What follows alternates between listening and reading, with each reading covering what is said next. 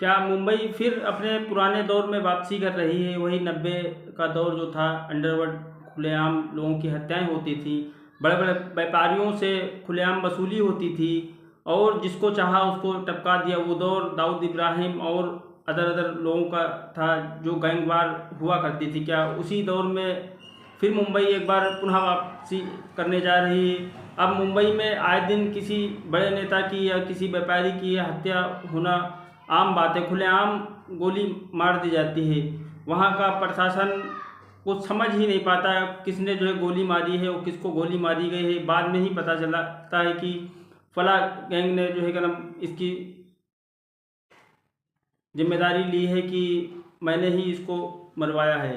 क्या वहाँ की खुफिया एजेंसी को जानकारी नहीं मिल पाती है और फिर बाद में एक व्यक्ति जो जिसको सरकारी वाई प्लस कैटेगरी की सुरक्षा प्रदान होती है और वो सम्मानित व्यक्ति होता है, जनता जिसको 3-3 4-4 बार चुनकर जो है विधानसभा भेजती है, जिसका राजनीतिक करियर 48 साल से एक ही पार्टी से जुड़ा हो और हाल ही में अभी दूसरी पार्टी में ज्वाइन करता है, उसके बाद उसकी हत्या कर दी जाती है, जिसका बेटा खुद उसी एरिया से जो है विधायक है और वो कोई मामूली हस्ती नहीं, वो बहुत नामचीन हस्ती जिसको मुंबई छोड़ो दूसरे प्रदेशों में लोग जानते हैं, उसकी हत्या हो जाती है। ये कोई मामूली घटना नहीं होती है।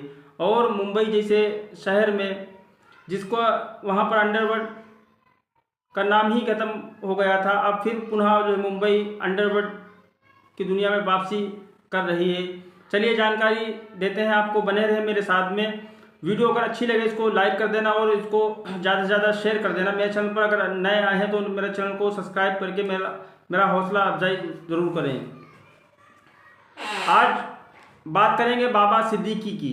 बाबा सिद्दीकी जिसको लोग इफ्तार पार्टी के नाम से जानते हैं, वो रमज़ान के महीने में बड़ी एक इफ्तार पार्टी करते हैं और जिसमें सारे जो है फिल्मी दुनिया के लोग, चाहे वो सलमान खान हो, चाहे वो आमिर खान हो, शाहरुख खान हो, चाहे वो कोई भी हीरो हो, सभी लोग वहाँ उनकी इफ्तार पार्टी में पहुँचते हैं और जमकर वहाँ पर खाते पीते हैं और एक दूसरे को गले लगते हैं, रमज़ान की मुबारकबाद देते हैं और फिर बाद में उसके बाद एक वो पार्टी ईद की पार्टी करते हैं जिसमें भी जो है सारे फिल्मी दुनिया के लोग पहुँचते हैं और राजनीतिक हस्तियाँ भी पहुँचती हैं, बड़े बड़े उद्योगपति भी पहुँचते हैं, बड़े बड़े व्यापारी भी पहुँचते हैं। बाबा सिद्दीकी वो नाम है। बाबा सिद्दीकी ने अपना राजनीतिक करियर कांग्रेस पार्टी से शुरू किया था।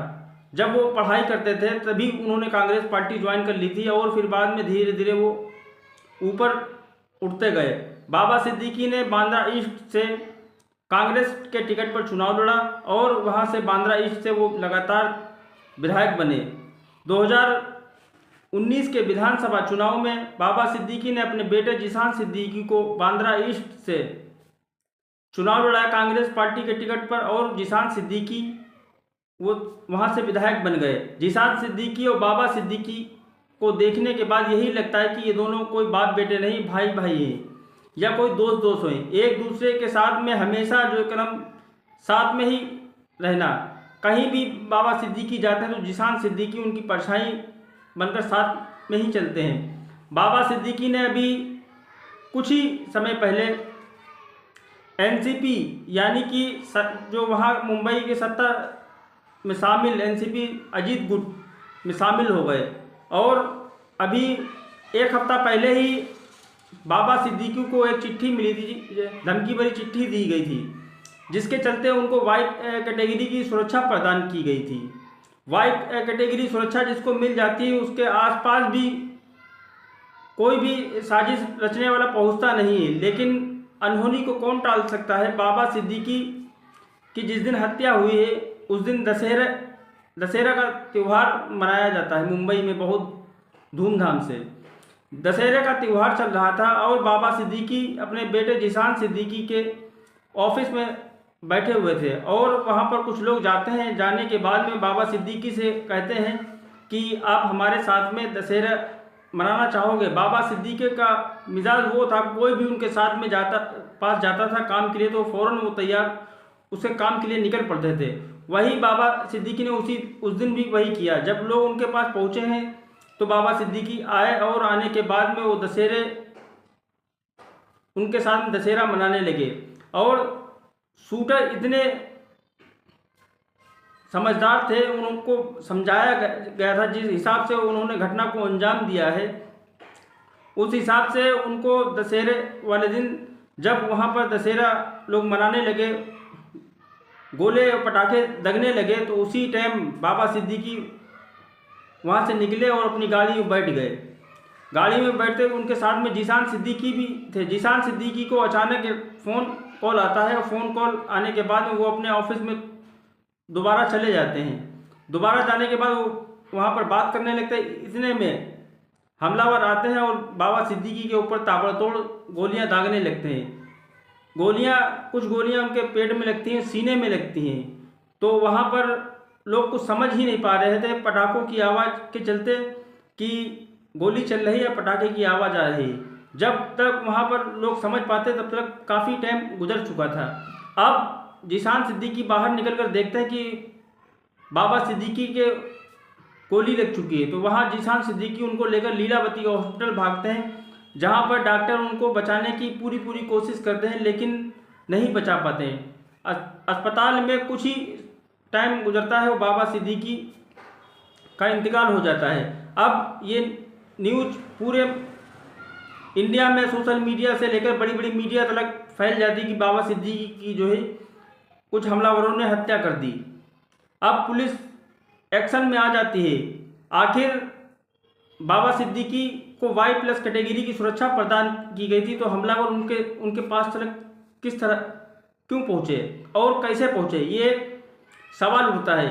मुंबई प्रशासन के लिए और शासन के लिए एक सवाल खड़ा करता है कि सत्ता पक्ष के एक बड़े नेता जिसकी हत्या हो जाती है, तो इससे पहले विपक्ष में उद्धव ठाकरे गुट की जो है एक नेता की हत्या हो जाती है। वो भी अपने ऑफिस में बैठे थे, उस समय वो फेसबुक लाइव चलाया, तभी उनकी गोली मार दी जाती है। उससे पहले कुछ और हत्याएं होती हैं, जिसका अब पुलिस हमलावरों को तलाश करने लगती है। तो कुछ 2 हमलावरों को पुलिस पकड़ लेती है, मुंबई क्राइम ब्रांच उनको पकड़ लेती है। और उनको पकड़ने के बाद में जब पता चलता है तो एक हमलावर यूपी का निकलता है और एक हरियाणा का निकलता है। अब पुलिस इसकी जांच पड़ताल कर रही है कि इनको किसने सुपारी दी थी और किसके कहने पर उन्होंने बाबा सिद्दीकी को गोली मारी है। तो अभी पुख्ता जानकारी नहीं मिली है, लेकिन जानकारी पुलिस वाले जुटा रहे हैं। इनका गैंग का लीडर बिश्नोई, जो कि गुजरात जेल में बंद है, उसके इशारे पर बाबा सिद्दीकी को गोली मारी गई। लोग अंदाज़ा ये लगा रहे हैं बाबा सिद्दीकी को गोली इसलिए मारी गई क्योंकि सलमान खान और बाबा सिद्दीकी नज़दीकियाँ बहुत ही ज़्यादा करीबी थी। बाबा सिद्दीकी और सलमान खान की दोस्ती किसी से छुपी नहीं थी। अभी हाल ही में सलमान खान के बिल्डिंग के बाहर कुछ हमलावरों ने गोलीबारी की थी, जिसकी जिम्मेदारी बिश्नोई गैंग ने ली थी। अब उसी गैंग ने फिर जिम्मेदारी ली है जब बाबा सिद्दीकी की हत्या हो जाती है। अब दोनों की जो दोस्ती तो इतनी तगड़ी थी कि सभी लोग जानते हैं बाबा सिद्दीकी और सलमान खान के बारे में, क्योंकि सलमान खान बाबा सिद्दीकी के बारे में खुलकर बोलते थे और बाबा सिद्दीकी भी सलमान खान के बारे में खुलकर बोलते थे। एक समय वो था सलमान खान और शाहरुख खान की दुश्मनी चल रही थी, बोलचाल बंद थी। तो बाबा सिद्दीकी की ही देन है कि आज सलमान खान और शाहरुख खान की जो दोस्ती है बाबा सिद्दीकी ने ही दोबारा करवाई थी, और जो आज भी जो क्रम जारी है। बाबा सिद्दीकी की मौत से सलमान खान बुरी तरह से टूट गए हैं। सलमान खान की भी सुरक्षा बढ़ा दी गई है और बाबा सिद्दीकी तो फिलहाल इस दुनिया से नहीं है। और सलमान खान को कल सभी ने देखा, बाबा सिद्दीकी की मौत के ऊपर उनका चेहरा उतरा हुआ था, आंखों में आंसू भरे हुए थे। जो उनको चाहने वाला था उनकी आंखों में आंसू भरे हुए थे। आप क्या कहना चाहते हैं बाबा सिद्दीकी की हत्या के बारे में? अपनी राय कमेंट बॉक्स में ज़रूर बताएं। मेरे चैनल पर अगर नए आए हैं तो मेरे चैनल को सब्सक्राइब जरूर कर दें और मेरी वीडियो को लाइक करके शेयर, ज़्यादा से ज़्यादा शेयर करें। जय हिंद।